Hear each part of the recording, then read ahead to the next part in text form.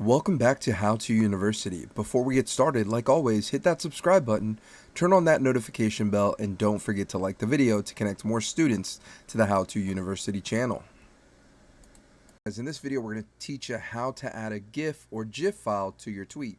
So let's say that you are in the mood to share some news about a football game or a music concert or a comedian. So let's say, how about those Jags?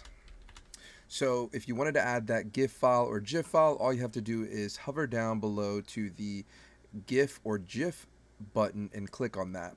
Once you're here, all you have to do now is type in Jags, and of course it's going to put up all of the tweets and different little pictures of the Jaguars. So shout out to the Jags.